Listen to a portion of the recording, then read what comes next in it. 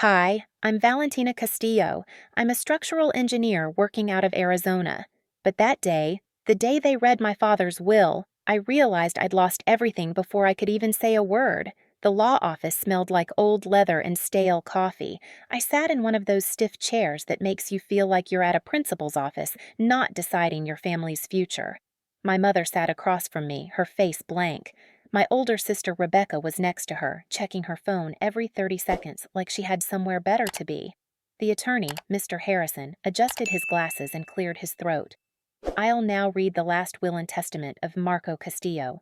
I remember holding my breath. Dad had been gone for 2 weeks.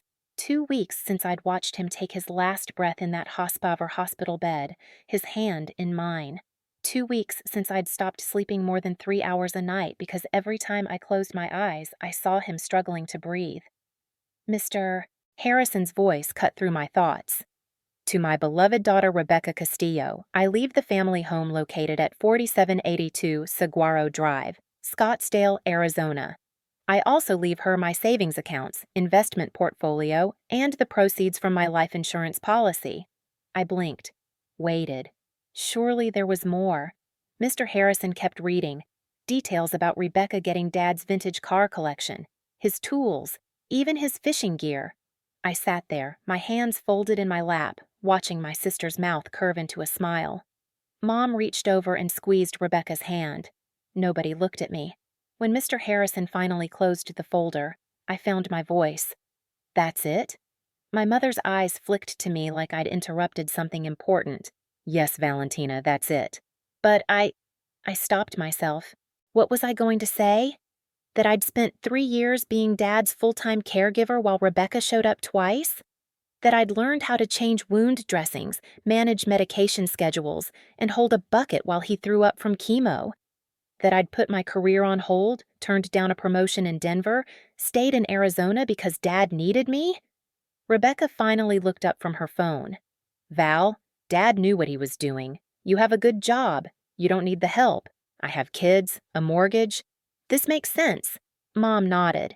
Your sister deserves this. She has a family to support. I wanted to laugh. Rebecca's husband made 6 figures as a software engineer. They drove matching Teslas.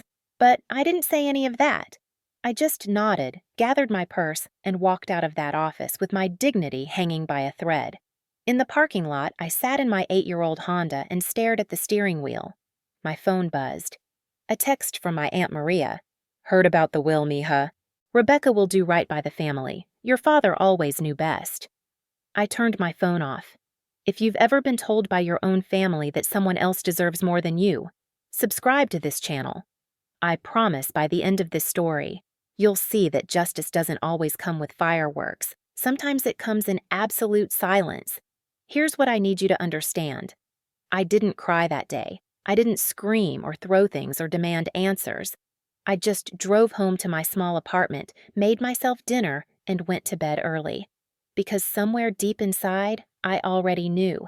This wasn't about the money. This was about them finally saying out loud what they'd always believed.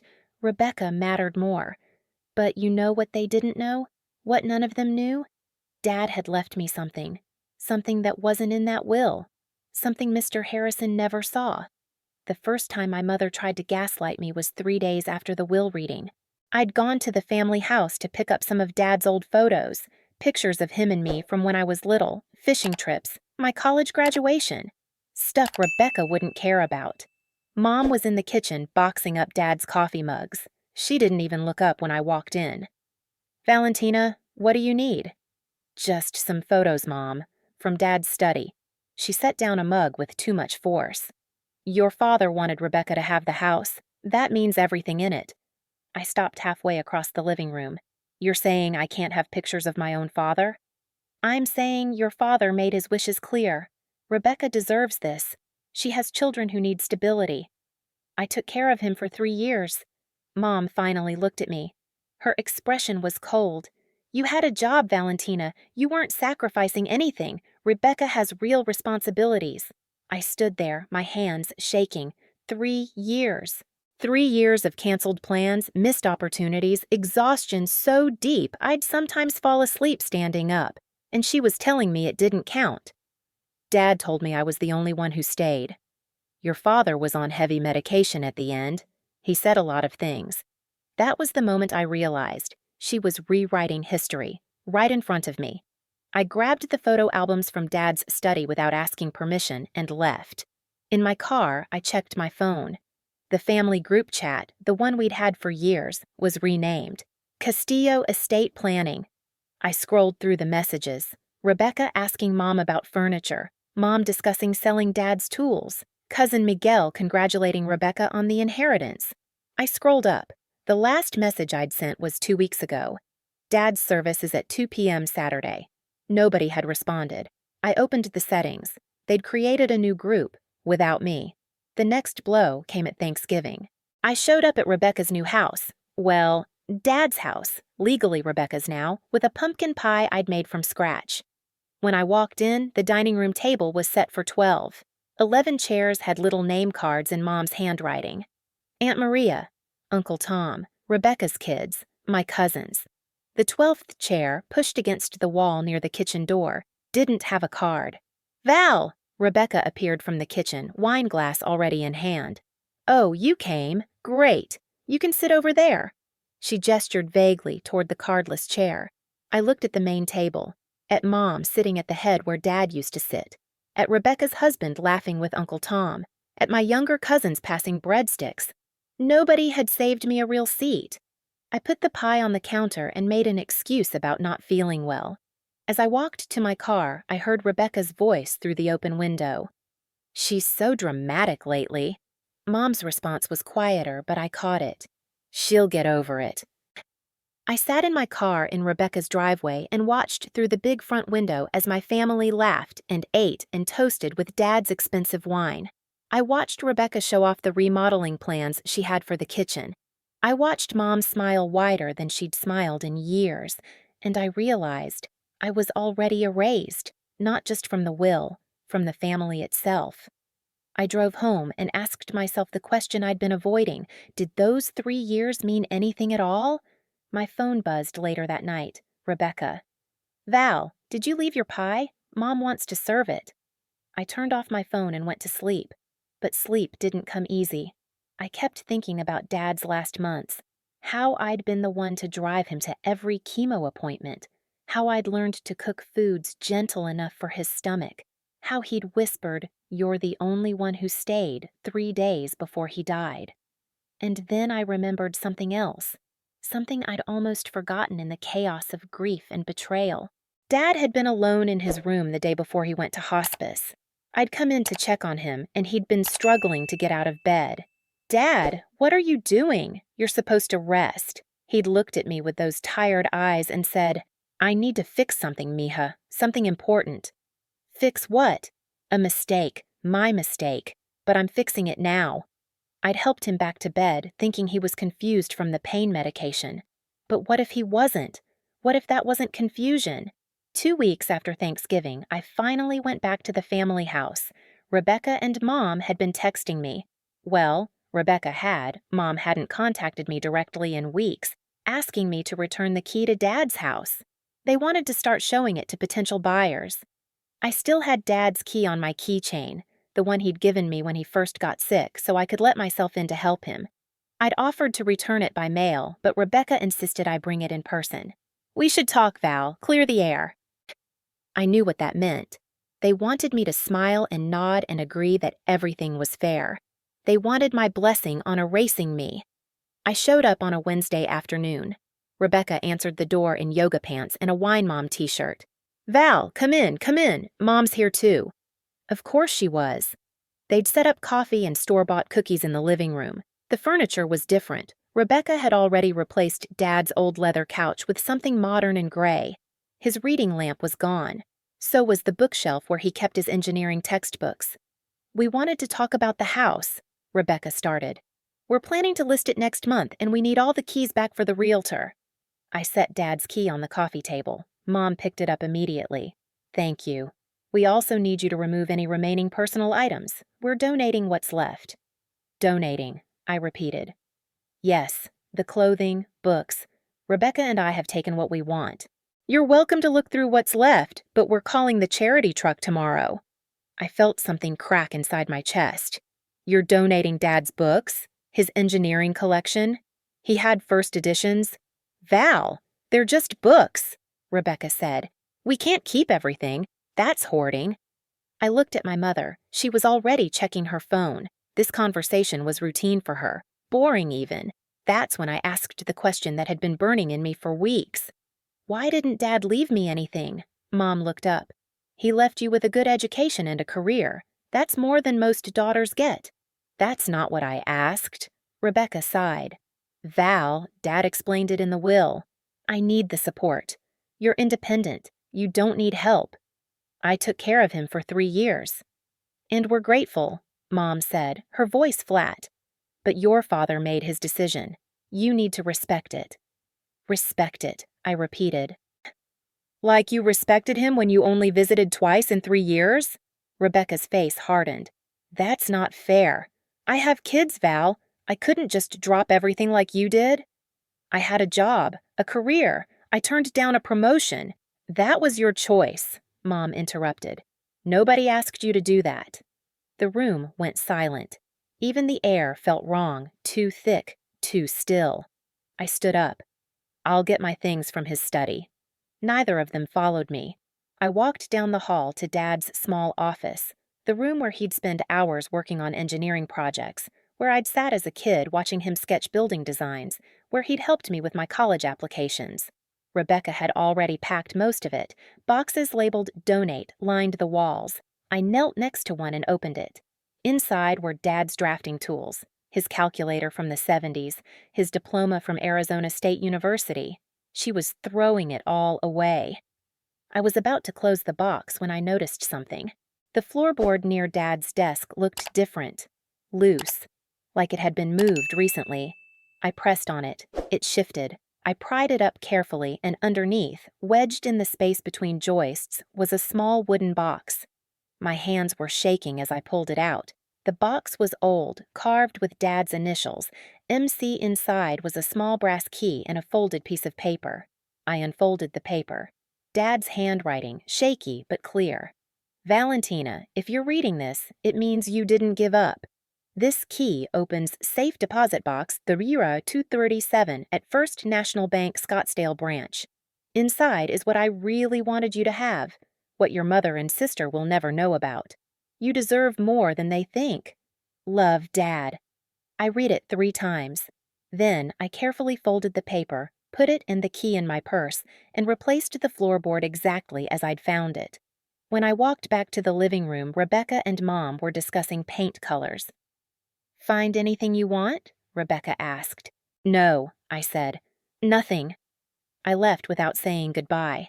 In my car, I held the key so tight it left an impression on my palm. I sat there for 20 minutes, just breathing, trying to process what I'd found. Dad had known. He'd known they'd do this, and he'd planned for it. I thought about his last days, how he'd struggled to get out of bed that one afternoon, how he'd said he needed to fix a mistake. He hadn't been confused. He'd been hiding this key, making sure I'd find it. A text came through. Rebecca. Hey, did you take Dad's old flannel shirt? Mom can't find it. I deleted the message without responding. That night, I sat in my apartment staring at the brass key. I didn't go to the bank yet. I needed time to think, to process, because this wasn't just about money or property. This was about Dad seeing what I saw, Dad knowing what they'd done. He'd loved me enough to leave me something real, something they couldn't take, something that proved I hadn't imagined those 3 years, that whispered, thank you, that final, you're the only one who stayed. I pulled out the letter again and reread the last line. You deserve more than they think. For the first time since Dad died, I smiled. Not a happy smile, a knowing one. They thought I was soft. They thought I'd accepted their version of reality. They thought the quiet daughter would stay quiet forever. But they didn't know about the key.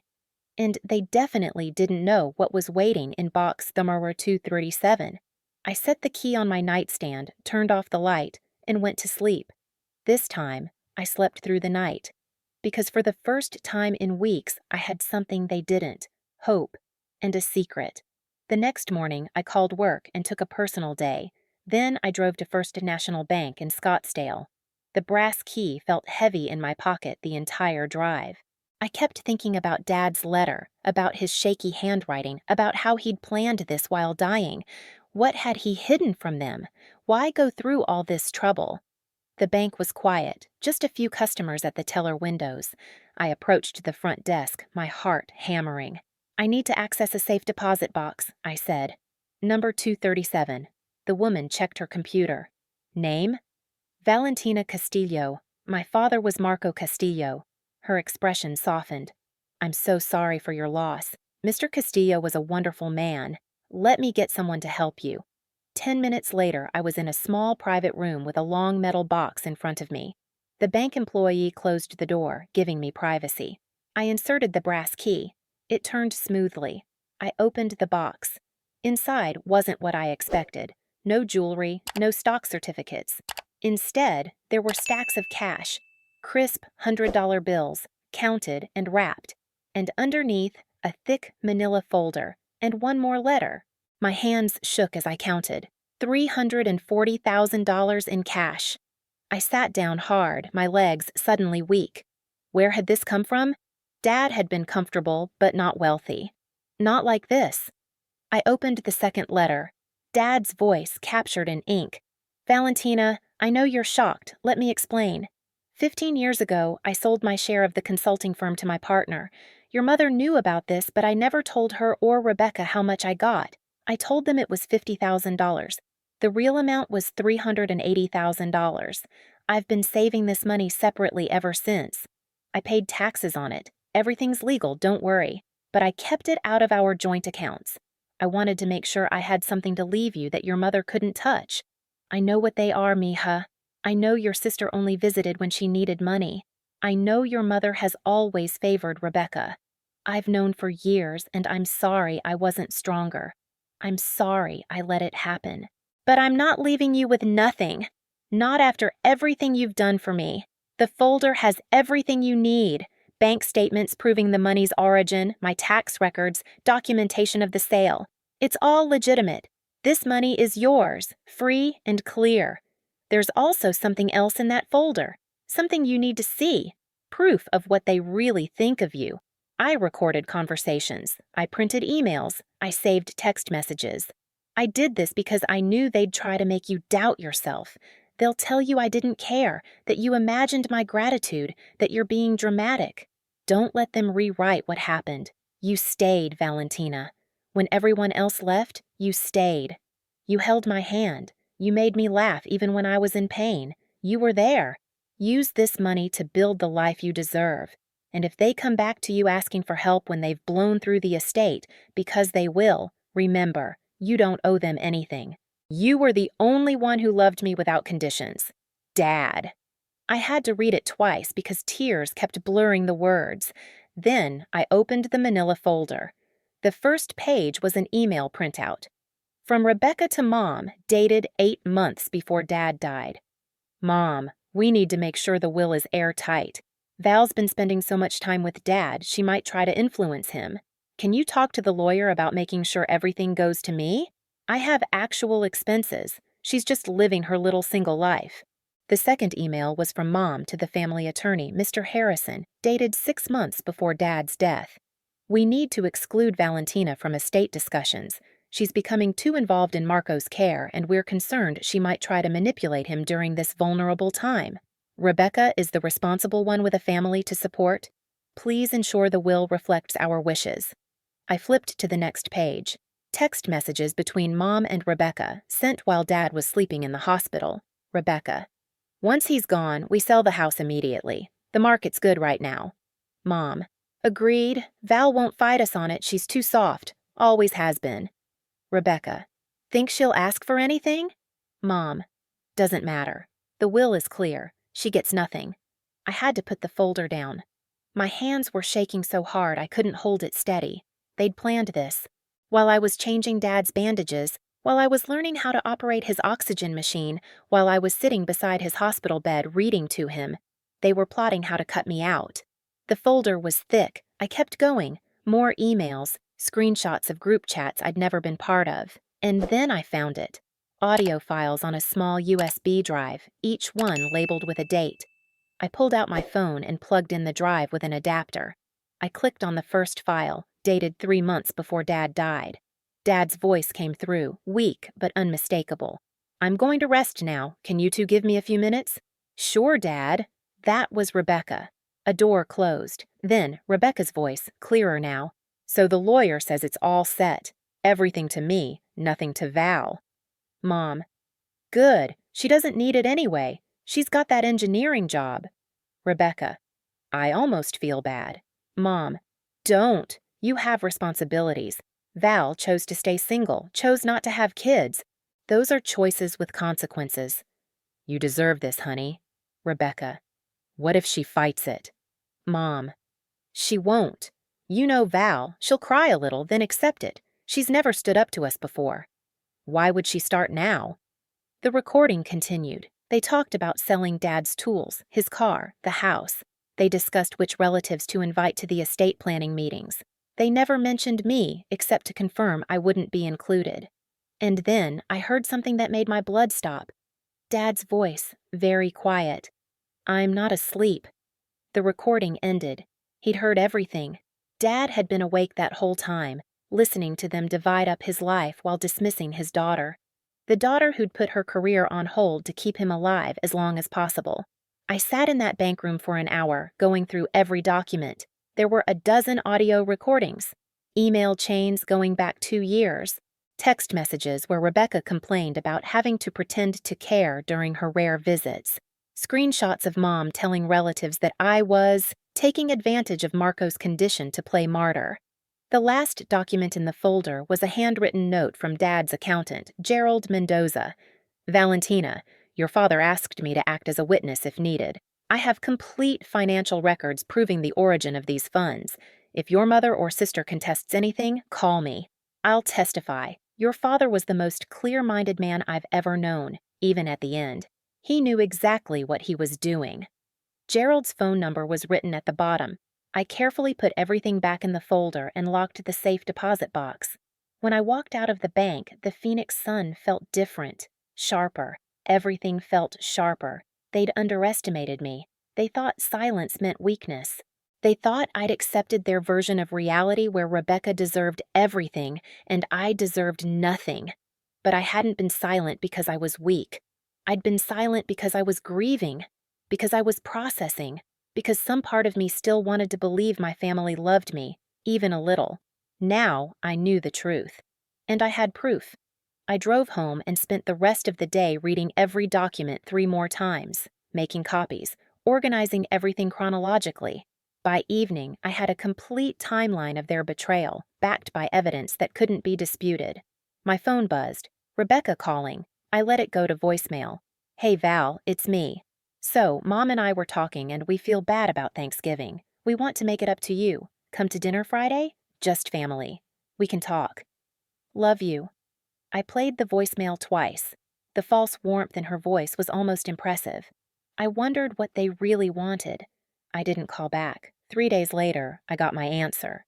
Rebecca texted, "Val, we need to talk. Can you call me?" Then Mom texted, which was rare. "Valentina, your sister needs to speak with you. It's important." I waited another day, let them simmer. Finally, I called Rebecca. "Val, thank God. Listen, I need a favor. Actually, not really a favor. More like help." "What kind of help?" "It's the house. Turns out Dad had a second mortgage on it that wasn't disclosed properly. The bank is saying we need to pay it off before we can sell. It's $50,000. I stayed quiet. "So, I was thinking, you've got that good engineering job and you don't have kids or a mortgage. Could you spot me the money? Just until the house sells, then I'll pay you back with interest." "You want me to give you $50,000? Lend, Val. Lend. Come on, we're family. And technically, this is Dad's debt, so we should all help." "We should all help," I repeated. "Even though I wasn't included in the will?" Rebecca's voice tightened. "Val, don't be like that. Dad made his decision. You need to move on." "I'll think about it." I need an answer by Friday. The bank is pushing us. I hung up. An hour later, Mom called. Valentina, Rebecca told me you're hesitating to help. I'm disappointed. Family helps family. Like you helped me at Thanksgiving with a chair by the kitchen? You're being petty. Rebecca needs this money. Her children need stability. Her children have 2 parents with good jobs. They'll be fine. So that's a no? That's a I'll think about it. Mom's voice went cold. You know, your father would be ashamed of you right now. He raised you better than this. I wanted to laugh. Instead, I said, did he? Because from where I'm sitting, Dad raised me to recognize when people are using me. You're being dramatic, just like always. I hung up on her too. That night, I called Gerald Mendoza, Dad's accountant. He picked up on the second ring. Mr. Mendoza, this is Valentina Castillo. My father left me your number. Valentina, I've been hoping you'd call. Did you find everything at the bank? I did. All of it. Good. Your father was very specific about wanting you to have proof. He knew they'd try to gaslight you. They're asking me for money now. Gerald sighed. Of course they are. Let me guess. Suddenly there's a problem with the estate? A second mortgage on the house. There's no second mortgage. I handled your father's finances for 20 years. The house was paid off completely 8 years ago. I sat up straighter. So Rebecca's lying? Most likely they've overspent and need cash. Your father predicted this too. He said, and I quote, they'll burn through that inheritance in 6 months, then come crying to Val for more. He was hoping you'd have the strength to say no. I'm not giving them anything. Good. If they escalate, if they threaten legal action or try to claim you manipulated your father, call me immediately. I have documentation that will shut down any contest. Your father made sure of that. After we hung up, I sat in my apartment and thought about the next move. I could keep quiet, refuse to give them money, and let this fade. They'd eventually leave me alone once they realized I wouldn't be their ATM. Or I could do something else. Something Dad had given me the tools to do. I could show them exactly who they'd underestimated. Over the next 2 months, Rebecca called me 6 more times asking for money. First, it was the fake mortgage. Then it was property taxes she couldn't afford. Then it was a crisis with her daughter's private school tuition. Each time, I said I'd think about it. Each time, I did nothing. Meanwhile, I used Dad's money carefully. I paid off my student loans. I put a down payment on a small condo in Phoenix. Nothing fancy, but mine. I opened a savings account for the rest and started researching how to start my own structural engineering consulting firm. Dad had given me freedom. I wasn't going to waste it. Then, 6 months after Dad's death, I got the call I'd been waiting for. Rebecca. Val, we need to meet. Family meeting. Mom's house, Sunday at 2. It's important. What's it about? Just come. Please. It's about Dad's estate and making things right. Making things right. That was interesting phrasing. I showed up Sunday at 2 wearing jeans and a blazer, carrying a leather folder. Mom's house, she'd moved into a condo after selling her old place, was full of people. Rebecca and her husband Mike. Mom, Uncle Tom, and Aunt Maria, my cousins. Even Gerald Mendoza was there, sitting quietly in the corner. Rebecca looked surprised when she saw Gerald. Val, why is Dad's accountant here? I invited him. You said this was about estate matters. I wanted a witness. Rebecca exchanged a look with Mom. Okay, well, let's sit down. We gathered in the living room. Rebecca stood up like she was running a business meeting. So, we asked you all here because we've been having some issues with Dad's estate. The house sale fell through and we're dealing with some unexpected expenses. She looked at me. Val, we know you've been upset about not being included in the will. We get it, and we want to make it right, so we're proposing that you loan the family $50,000 to cover these expenses, and in return, we'll give you 10% of the house proceeds when it sells. You want me to pay you for a share of an inheritance I was excluded from. We're trying to include you now, Mom said. This is us extending an olive branch. Aunt Maria nodded. Family helps family, mija. I looked around the room, at their expectant faces, at Rebecca's fake concern, at Mom's cold calculation. I have a counter-proposal, I said. I opened my leather folder and pulled out copies of the emails, the text messages, the audio transcripts, I'd prepared packets for everyone in the room. Before we talk about money, I think everyone should know what Rebecca and Mom really think about family. I handed the first packet to Uncle Tom. His face went pale as he read the email where Rebecca called him desperate for asking Dad for a loan years ago. Aunt Maria got the text message chain where Mom called her pathetic for crying at Dad's funeral. My cousins got the screenshots of Rebecca mocking their career choices in the family group chat I'd never been added to. And then I pulled out my laptop and connected it to Mom's TV. I'm going to play something now. I want everyone to hear what Mom and Rebecca said while Dad was lying in his hospital bed, supposedly asleep. I hit play. Dad's weak voice. I'm going to rest now. Can you two give me a few minutes? The door closing. Then Rebecca and Mom discussing how to exclude me, how I was too soft to fight back, how I'd chosen to stay single so I didn't deserve help. The room was silent except for the recording. When it finished, Rebecca's face was red. That's out of context, she said. Is it? I pulled out another page. Because I have 11 more recordings. Should we listen to those too? Maybe the one where you told Mom that Dad was taking forever to die and you needed the money sooner? Rebecca stood up. You recorded us? That's illegal. Actually, Dad recorded you. Arizona is a one-party consent state. He was the party consenting. I looked at Gerald. Isn't that right, Mr. Mendoza? Gerald nodded. Everything was done legally. Marco was clear-minded and documented everything properly. Uncle Tom was staring at Rebecca like he'd never seen her before. You said all this while your father was dying? He was on medication, Mom said quickly. He wasn't himself. The recordings have timestamps, I said. Medical records showed Dad was completely lucid during these conversations. He heard every word, and then he made sure I'd know the truth. I pulled out the last document. Dad's second letter, the one from the safe deposit box. Should I read what Dad really thought? His actual last wishes? Not the ones you convinced him to put in that public will? Mom's face went white. What are you talking about? Dad left me $340,000 in cash, completely separate from the estate, money from the sale of his consulting firm that you never knew the full amount of. He documented everything. It's all legal and taxed. And he left me this money specifically because he knew you'd try to erase me. The room erupted. Rebecca started yelling about how that wasn't fair, how she deserved that money. Mom demanded to see proof. My cousins just stared. I stayed calm. I pulled out the bank statements, the tax records, the documentation of the business sale. I spread it all on the coffee table. It's done. The money's already transferred to my account. Dad set it up months before he died. There's nothing you can contest. Gerald stood up. I can verify everything, Ms. Castillo is saying. Marco was my client for 20 years. Every penny is accounted for and legal.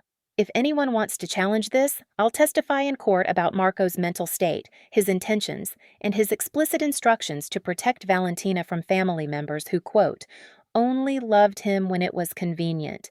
Rebecca sank back into her chair. Mike, her husband, was reading the emails with a look of disgust. You wrote this? He asked Rebecca, holding up the printout. You called Val a pathetic caretaker playing martyr? Rebecca didn't answer. Uncle Tom stood up. I think I need to leave. Maria, let's go.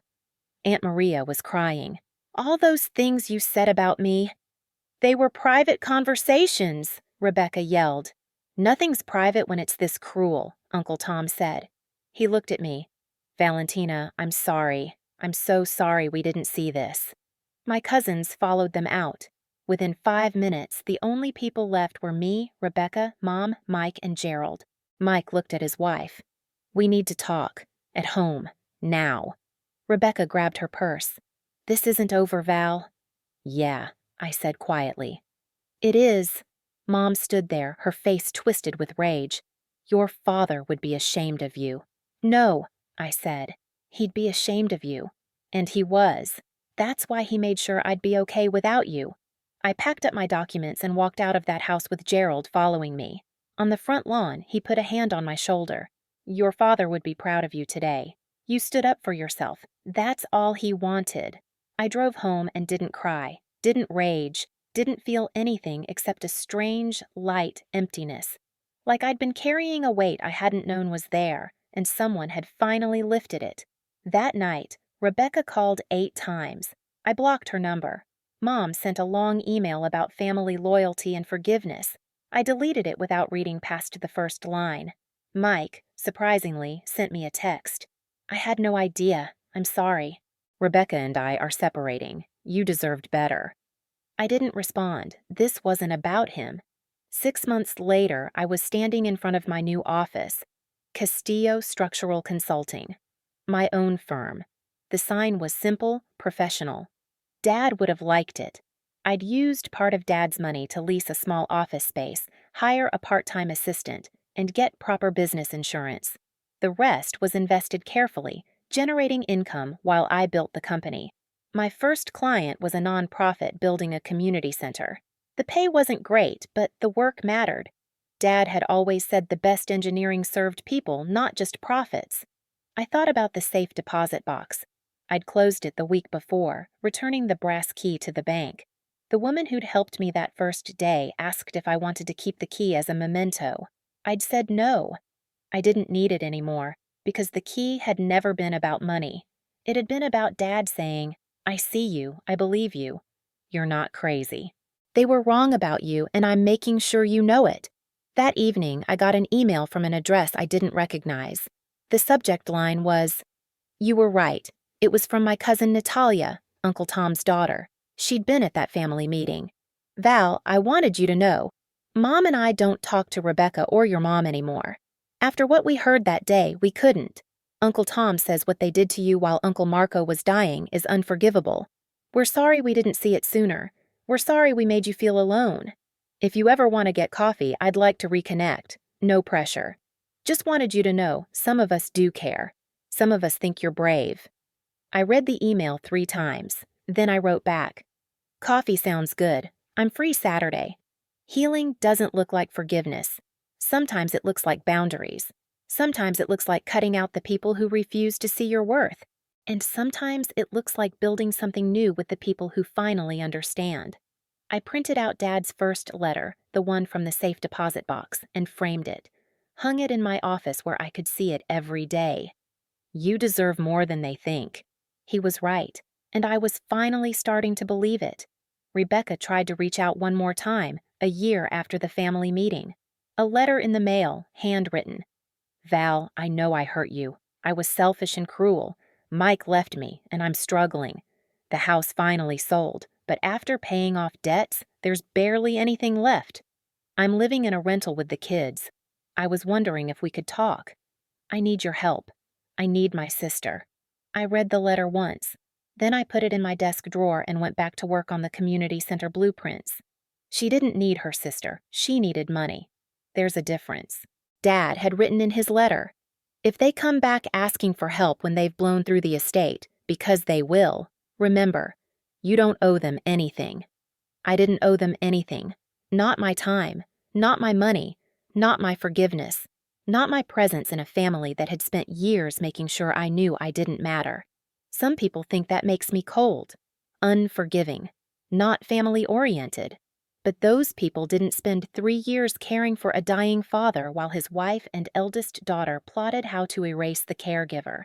Those people didn't sit at a Thanksgiving table with no nameplate. Those people didn't hear recordings of their mother calling them pathetic. I learned something important through all of this. You can't make people value you. You can't love someone into treating you with basic respect. And you can't heal from wounds that people keep reopening. So I stopped trying. I built my business. I reconnected with the family members who'd proven they actually cared. I dated, traveled, invested in friendships. I lived the life Dad had wanted me to have, free from people who only saw me as useful when they needed something. 2 years after Dad's death, my firm landed a major contract redesigning a historic building downtown. The local paper did a feature on me. Young engineer preserves Phoenix history. In the photo, I'm standing in front of the building with my hard hat and blueprints. I look confident. Happy. Mom saw it. I know because Natalia told me. She'd apparently stared at the photo for a long time, then said, "She was supposed to need us." But I never needed them. I just wanted them to love me. When I realized those were different things, everything changed. If you've ever been told someone else deserves more, by your family, your partner, your job, anyone. Listen to me. You don't have to accept that narrative. You don't have to keep proving your worth to people who've decided you don't have any. Sometimes justice isn't loud. It isn't revenge. It's just you, quietly building a life that doesn't include the people who tried to tear you down. Dad gave me that brass key, knowing I'd find it, knowing I'd open that safe deposit box, knowing I'd read his words and finally understand. I wasn't wrong. I wasn't too sensitive. I wasn't imagining things. I was the only one who stayed when it mattered, and that was enough. That was always enough. Have you ever been silenced by family? Ever been told to just accept unfairness because that's what family does? Share your story in the comments. I'll read every one. And I'll believe you, because someone who loved me taught me that believing people matters. Subscribe so you don't miss stories about ordinary people who refused to accept being treated as less than. People who found their own quiet victory. Because sometimes the best revenge isn't revenge at all. It's just living well, building something meaningful, and finally, putting down the weight of other people's expectations. Dad's brass key sits in my desk drawer now, even though I told the bank I didn't need it. I kept it after all, not as a reminder of money or inheritance, as a reminder that someone saw me, really saw me, and thought I deserved more. He was right.